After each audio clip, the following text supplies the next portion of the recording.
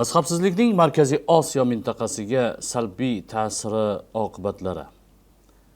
Umuman ahli sunna va jamoa mazhabiga mansub olimlar ham, qavmlar ham qadimdan o'ta kamtar bo'lishgan. Ayniqsa bizning mintaqada yashagan ulamolarimiz maqtanishni ham o'zlariga ep ko'rishmagan. Shuning uchun bo'lsa kerak, hozirda ba'zi bemazhablarning maqtanchoqliklari o'zlari olim deb bilgan 3-4 kishini osmonga ko'tarib maqtashlari bu haqiqatni bilganlar uchun juda erish tuyuladi. Bu narsa ayrim sirlardan bexabar kishilarni aldab qo'yish ham mumkin.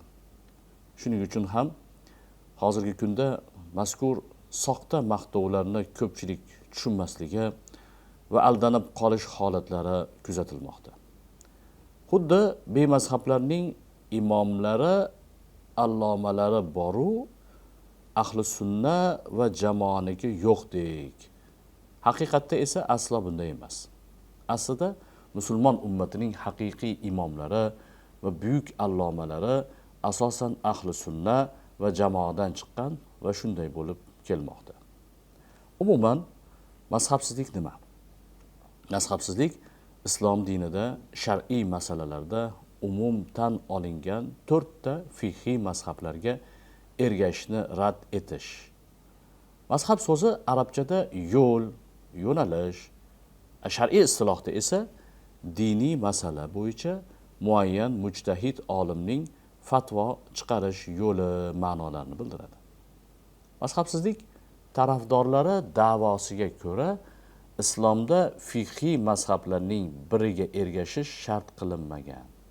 Go'yoki mazhabga ergashgan musulmonlar ko'r-ko'rona taqlid qilganlari uchun adashadilar degan fikrni ilgari surishadi.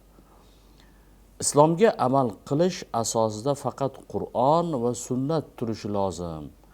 Mazhablar esa go'yoki kitob va sunnat ta'limotidan ko'ra mazhabboshlarning ijtihodlariga taqlid qilinishiga o'xshaydi. Mazhabsizlik tarafdorlari o'zlarini bir qancha turli nomlar bilan ataydilar. Salaf solihlarga ergashish da'vosi bilan o'zlarini salafiylar, sahih hadisga ergashish da'vosi bilan o'zlarini ahli hadislar deb ataydilar. Nabiy alayhissalom hayotlik davrlarida sahobalar muayyan shar'iy masala chiqib qolsa, u zotning o'zlariga murojaat qilib, yechimini topganlar. Payg'ambarimiz sollallohu alayhi va sallam vafotlaridan so'ng sahobalar shar'iy savollar bo'yicha mujtahid darajasida bo'lgan sahobalardan fatvo so'raganlar. Tobiinlar sahobalar tutgan yo'lni tutib mujtahidlarga ergashganlar. Tobiinlar davrida ijtihodiy omillar sabab 2 asosiy maktab yuzaga kelgan. Bular ray va hadis maktablari shakllangan. Bu 2 maktabda 20 ga yaqin mazhablar shakllangan. Ulardan 4 tasi Hanafiylik, Hanbaliylik, Molikiylik, Shofiylik saqlanib qolgan va islom diyorlariga tarqalgan. Mazhablarning muayyan masaladagi qarashlarining turlicha ekani o'zaro kelisha olmasliklaridan emas, balki bir-birlarini to'ldirishlari bilan izohlanadi. Tarix nuqtai nazaridan qaraladigan bo'lsa, bu 4 mazhab ham bir-biri bilan bog'liq. Mazhab asoschilari o'zaro bevosita yoki bilvosita bir-birlariga ustoz yoki shogird bo'lganlar. Shuningdek, har bir mujtahidning mazhab tuzishda o'ziga xos ilmiy yo'nalishi bo'lgan.